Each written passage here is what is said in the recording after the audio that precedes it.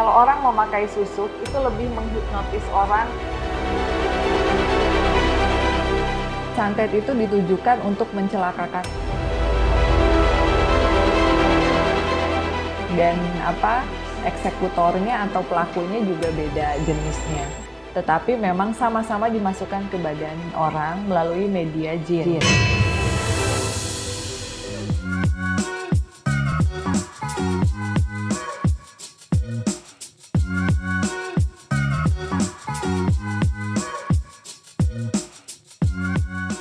Halo Sobat Dermaster, kembali lagi di Behind Beauty Dermaster bersama aku Jennifer Ju. Pembahasan kali ini kita akan bahas ingin cakep malah petaka. Testimoni pemakai susuk dari segi medis dan magis. Bersama salah satu bintang tamu spesial kita, Kak Puri Harun. Hai Kak Puri. Halo semuanya. Apa kabar Rika, baik gak? Alhamdulillah. Makin kinclong ya, makin glowing. Iya betul, semakin glowing berkat Dermaster. Berkat Dermaster semuanya ya. Iya. Kak Puri, aku mau nanya-nanya nih Kak. Sedikit flashback mengenai Kak Puri, kan sebelumnya di video sebelumnya tuh ada bahas mengenai susuk. Ya. Aku agak penasaran sih Kak, ciri-ciri orang memakai susuk tuh gimana sih Kak? Jadi kalau ciri-ciri orang yang memakai susuk itu biasanya memang kalau dia ada di antara kerumunan orang, dia kelihatan paling menarik, paling kinclong gitu. Jadi for a while memang orang-orang yang memakai susuk itu bisa menarik perhatian lebih besar daripada orang yang tidak memakai susuk. Jadi kayak lebih menghipnotis gitu Kak? Jadi kayaknya auranya keluar banget gitu. Okay. Sehingga banyak orang yang akhirnya tertarik untuk memakai susuk. Tetapi pengaruh ini tidak berlangsung lama gitu. Karena ini kan tidak terlepas dari pengaruh jin yang ada di media susuk tersebut. Gitu. Jadi ujung-ujungnya terkadang apakah hubungannya nanti pertemanannya kurang bagus, kurang baik, atau mungkin dia bakalan ditinggalkan juga sama orang-orang di sekitar. Kalau untuk caranya sendiri nih Kak, memasukkan atau menghilangkan si susuk ini sendiri, itu gimana sih Kak? Apakah disedot, apakah cuman ditusuk-tusuk aja atau gimana? Oke, jadi kalau berdasarkan observasi kita dari komunitas Indigo beberapa tahun ke belakang, memang ada banyak sekali cara untuk bisa memasukkan susuk gitu.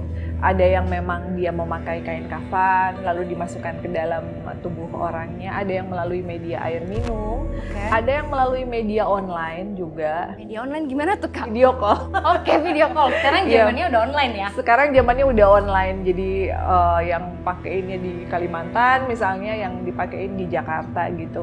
Tetapi kebanyakan sih mostly memang ditempelkan secara langsung gitu. Biasanya disuruh milih mau medianya emas atau berlian, itu harganya biasanya beda. Berarti susuk itu ada emas juga, ada berlian juga? Ada. Berarti kalau yang pakai susuk tuh jangan sampai dicuri sama orang ya Kak, orangnya. Jangan diculik lah yang ibaratnya. Kak Puri, dibanding kita ngobrol berdua, kayaknya lebih seru kalau aku panggilin salah satu narasumber yang gak kalah menarik juga. Ini salah satu narasumber kita yang akan mau buka suara mengenai memakai susuk. Kita akan panggil yaitu Kak Julian Matthew. Iya. Hai Kak Julian, apa kabar Kak? Boleh dulu Kak, silakan Kak. Kak Julian apa kabar nih Kak? Baik. Sibuknya apa nih Kak sekarang? Sekarang masih kerja. Masih kerja. Kalau boleh tahu nih, Kakak salah satu narasumber kita nih memakai susuk. Ya. Sampai detik ini Kakak masih pakai susuk Kak? Sudah enggak lagi. Jadi udah bener-bener Sudah nggak ada clean, ya Kak? sudah Bener bersih. clean? Iya. Oke.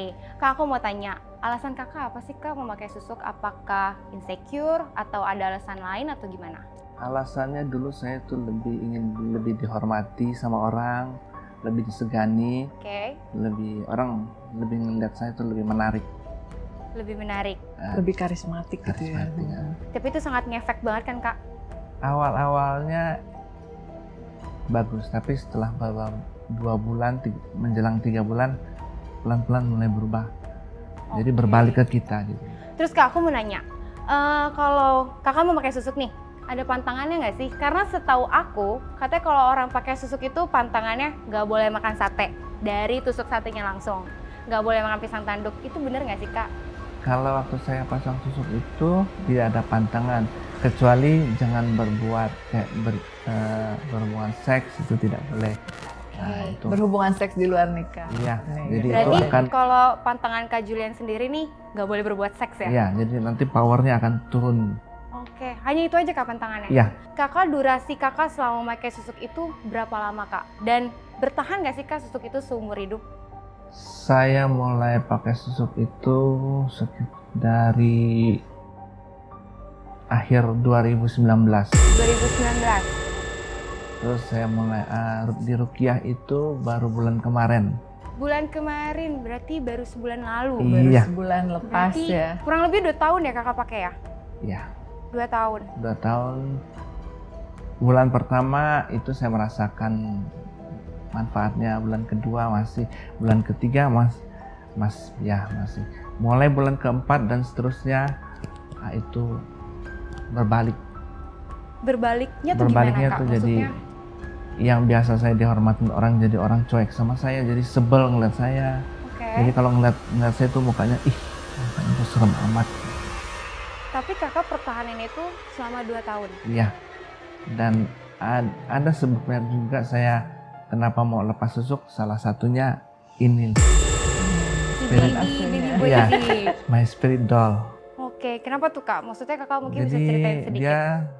saya waktu itu kira-kira 2 bulan sudah adopsi Rian, sudah mulai bisa berkomunikasi lewat batin. Dan dia nanya, "Dedi, kamu ada pasang susuk ya?" Kok bisa nanya? Iya, kenapa?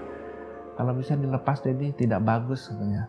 Oke. Nah, jadi setiap hari saya komunikasi sama dia, at the end pasti dia akan repeat lagi. Kapan Dedi lepas duduk susuk? Kapan? Kok belum lepas? Akhirnya kakak memutuskan lepasnya di bulan lalu. Ya, selama sudahlah. 2 tahun. Bulan ini harus selesai. Bisa karena saya janji, iya nak, nanti Dedi akan lepas susuk. Dedi janji sama kamu. Oke. Setelah lepas susuk, dia happy lah. Oke. Kak Julian, aku mau tanya nih, untuk budgetnya sendiri Kak, selama kakak memakai susuk, itu sudah ngeluarin berapa banyak? Saya pasang susuk ada 16 di seluruh badan saya. Oke. Satu susuk dihitung 1 juta rupiah. 1 susuk 1 juta? Iya. Baik, 1 susuk 1 juta. 1 juta bisa buat aku 2 minggu. Iya. Oke. Berarti kalau 16 susuk, 16 juta. 16 juta itu bayarnya harus cash kah? Atau gimana? Jadi kalau misalnya saya minggu ini mau pasang susuk 2, ya 2 juta. Kenapa nggak ke Dermaster, bisa nyicil? Itulah saya telat Nah, tahunya. harusnya ke Dermaster, Dermaster bisa Kak. cicil Bisa aja. nyicil 0% lagi. Terus Kak, aku mau nanya nih. Bener nggak sih Kak kalau memakai susuk itu harus mempengaruhi fungsinya? Contoh, misalnya kita pasang di bibir biar orang percaya sama kita. Atau kita pasang di muka biar orang tertarik sama kita. Itu bener nggak sih Kak? Atau kakak kayak gitu juga? Jadi ya saya tunjukkan aja dulu saya pasang susuk di mana ya. Ini untuk kalau orang lihat saya lebih simpatik di sini.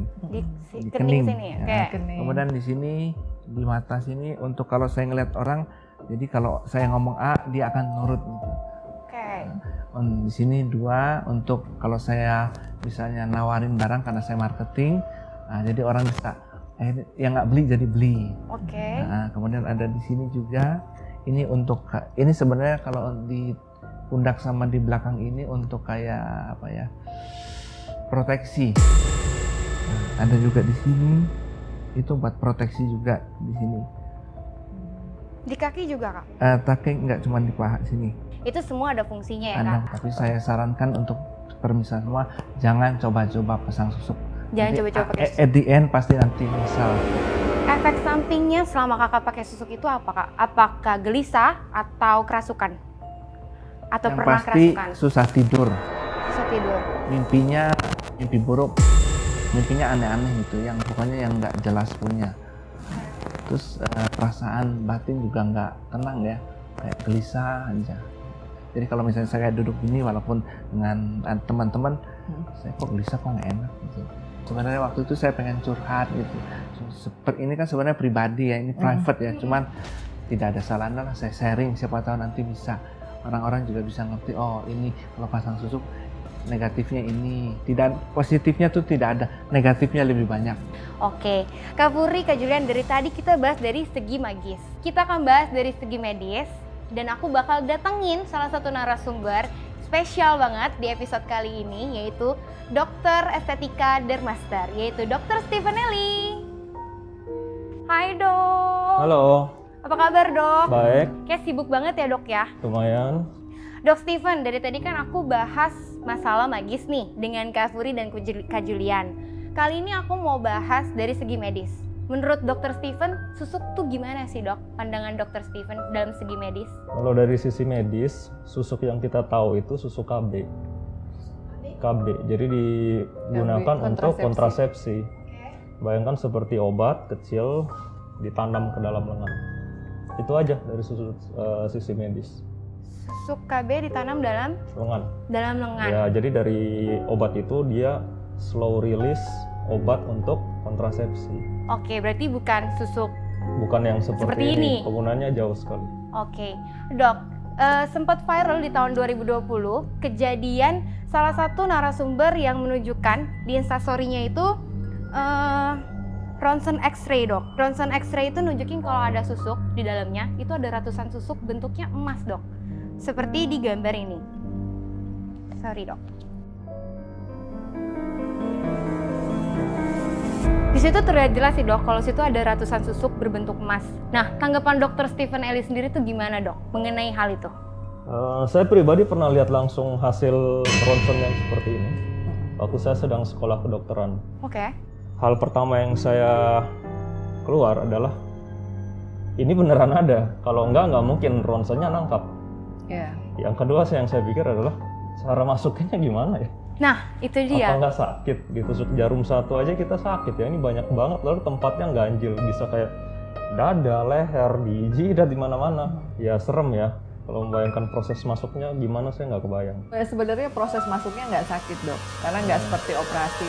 Itu lebih bersifat magic. Jadi cuma ditempel di sini, pakai doa langsung masuk. Justru kendalanya adalah di saat orang yang memakaikan susuk atau orang pinternya ini sudah meninggal dan si pasiennya ingin melepas, itu dia harus betul-betul mencari orang pinter yang bisa menangani susuk yang sama. Nah makanya Mas Julian ini beruntung karena orangnya masih ada gitu, jadi cepat gitu proses untuk ngeluarinnya. Saya dulu bayangin ya, cuma imajinasi, pakai pinset, jarum di atas lilin, Harus pakai jarum, lalu celup kabur. masuk satu, celup masuk dua. Ribet berarti masukinnya ya. Terus dok, kalau menurut dokter nih, aman gak sih dok menggunakan susuk dalam segi medis? Ada nggak efek sampingnya dok? Oke. Kalau murni melihat dari sisi medis ya, concern nomor satu saya adalah kebersihannya. Kalau di dunia kedokteran, setiap luka itu kalau dilakukan secara sengaja harus bersih. Ya. Jadi yang dipertanyakan adalah susuknya itu bersih apa enggak. Cuman tadi setelah dijelaskan ternyata bukan ditusuk ya, tapi dari segi medis.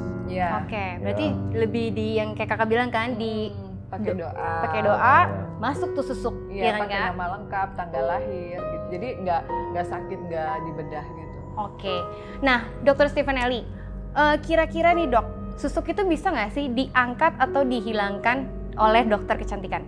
Bisa nggak dok? Kalau dokter kecantikan saya rasa tidak. Oke, Kalau dokter bedah mungkin ya. itu bisa. Mungkin, saya nggak bilang bisa, mungkin. Karena dia kan bisa bedah. Tapi dari sisi ilmu kedokteran, tubuh manusia ini bukan seenaknya dokter. Saya mau bedah di situ, jadi saya belah di situ. Oke. Jadi contohnya kayak di wajah, kita mau belah pipi. Ada tuh hanya boleh bedahnya di sebelah sini dan arah sayatannya pun spesifik. Oke. Jadi ada part dari wajah yang tidak bisa dibedah. Karena kalau dipotong pasti scar. Kecuali untuk life saving, menyelamatkan nyawa dan lain-lain. Jadi saya bilang tadi mungkin. Cuman saya ragu dokter bedahnya berani keluarin ya. Oke, berarti Kalau kalau saya untuk dokternya saya nggak mau. kalau untuk dokter kecantikan sendiri itu masih belum terjawab ya dok. Kalau dari Kak Furi, menurut Kak Furi, dokter bedah tuh bisa nggak sih kak? Agak sulit karena ibaratnya orang pakai susuk itu sudah kecanduan ya. Seperti misalnya dia merasa ada manfaatnya, nah setelah 3 bulan itu ada yang langsung berhenti pas sudah tidak bermanfaat, ada yang dia malah pengen nambah lagi supaya bisa manfaat lagi. Jadi ada yang sampai pasang 100 susuk, waktu itu saya pernah observe di Banyuwangi gitu. Pasang 100 susuk dan kebayang penuhnya seperti apa. Tetapi pada saat yang bersangkutan kecelakaan dan mengalami kejadian agak sulit untuk meninggal dunia, nah kita menghubungi orang pinter yang pakein susuknya aja 2 hari. alhamdulillahnya ketemu, meskipun yang pakaiinnya udah meninggal, dia turunin ilmunya ke anaknya, dan setelah dibacain doa baru keluar semua. Jadi kayaknya itu kan posisinya lagi di rumah sakit, agak sulit kayaknya kalau sama dokter. Oke, agak ngeri juga berarti ya Kak kalau sama dokter bedah ya. Kak Furi, aku penasaran nih, sebagai Kak Furi nih, pandangan Kak Furi sebagai orang indigo, kalau untuk susuk sendiri Kak, itu yang tadi Kakak udah sebutin kan di awal, kalau susuk itu bisa berupa emas atau diamond, berlian. Bisa juga nggak sih Kak atau benda lain? Ya, cuman yang anehnya itu gini, pada saat dipasang memang kelihatan seperti berlian, kelihatan seperti emas, tapi pada saat dilepas emasnya nggak ada, berliannya nggak ada, bener nggak? Langsung Nggak. dilepas aja, nggak ada, Hilang begitu saja. hilang aja. Oke. Tadi kan kalau Kak Julian katanya emas ya, Emas. Tapi- Kecil.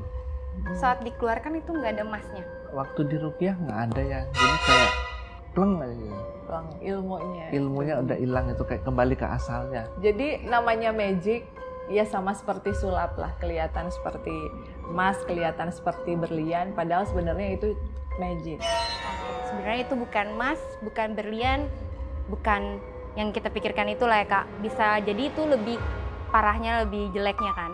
Oke, Kak Furi, dari tadi kan aku ngebahas soal susuk terus nih. Kali ini aku agak mau melenceng sedikit. Aku mau bahas mengenai apa sih Kak bedanya susuk dengan santet. Bukannya hampir sama ya Kak?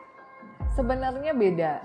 Kalau santet itu ditujukan untuk mencelakakan orang, Oke. dan eksekutornya atau pelakunya juga beda jenisnya. Tetapi kalau misalnya susuk kan memang dipasang untuk membuat seseorang terlihat lebih berwibawa dan menarik gitu. Tetapi memang sama-sama dimasukkan ke badan orang melalui media jin. Seperti itu gitu. Jadi beda. Kalau santet lebih ke arah mencelakakan orang, kalau susuk lebih katanya membuat cantik. Kalau untuk penggunaan jimat sendiri Kak, itu gimana Kak? Kalau penggunaan jimat tergantung. Kalau jimatnya cocok, bagus. Kalau jimatnya nggak cocok, itu bakalan jadi malapetaka. Jadi jimat itu ada jimat yang bagus, ada jimat yang jelek. Jimat itu bisa berupa bacaan kah? Atau yang kayak aku tahu kan jimat itu bisa keris, bisa yang bacaan surat kayak gitu, atau juga bisa batu. Itu gimana Kak? Apa benar itu aja atau ada yang lain sih Kak kalau jimat? Kalau sekarang ini banyak orang yang jual jimat dengan propaganda, ya sama mungkin orang udah agak sedikit nggak mau gitu pakai susuk karena agak sulit meninggal, akhirnya orang larinya ke jimat.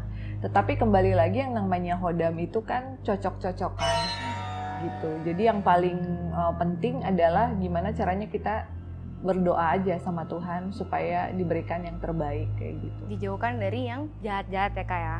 Oke. Nah, dari tadi kita bahas susuk, aku mau balik lagi ke Dok Steven. Kalau menurut Dokter Steven sendiri, ada nggak sih solusi dari dokter untuk membentuk penampilan menjadi lebih menarik tanpa harus memakai susuk? Kalau zaman sekarang dengan ilmu pengetahuan, teknologi medis, tentu jalannya sudah ada. Mungkin zaman dulu orang kalau tahun 1940-an, 70-an, ya dia terima aja apa yang dikasih atau dia cari ke jalan-jalan supranatural. Betul. Sekarang opsinya udah banyak banget. Ya kalau kita bicara yang dari segi non operasi, seperti banyak di klinik seperti di Dermaster, ada tindakan untuk prosedur skin ataupun contouring. Skin itu untuk mempercantik tampilan kulit, contouring itu untuk memperbaiki bentuk-bentuk wajah, seperti memancungkan hidung, meniruskan wajah, dan sebagainya. Terus Dok, kalau misalkan skin ataupun contouring itu manfaatnya ada yang lebih lagi nggak Dok? Atau yang kayak tadi dokter bilang contouringnya itu kayak membentuk wajah itu dengan apa Dok kalau di klinik-klinik kecantikan seperti Dermaster? Biasa senjata utama kita dalam contouring meliputi tarik benang, filler, botox. Jadi dengan ini masih ada yang lain, tapi 3 ini yang utama. Senjata utama andalan kita para dokter estetik untuk memancungkan hidung, mengencangkan wajah yang sudah mulai kendur, membantu meniruskan wajah dengan cara dagunya dibentuk, entah atau mengecilkan otot rahang supaya terlihat lebih tirus. Cuman esensinya adalah kebutuhan setiap orang itu sangat berbeda. Jadi sebenarnya ya kalau orang tanya, dok mau tirus pakai apa? Botox, benang atau filler? Saya nggak bisa jawab. Itu sama kayak nanya, makan di restoran harganya berapa? Mau pesan ayamnya paha apa dada? 1 apa 2? Jadi kebutuhan itu sangat individualistik sekali. Tetapi kurang lebih 3 yang saya sebutkan tadi itu adalah senjata utama dokter estetik untuk mengkontur wajah pasien.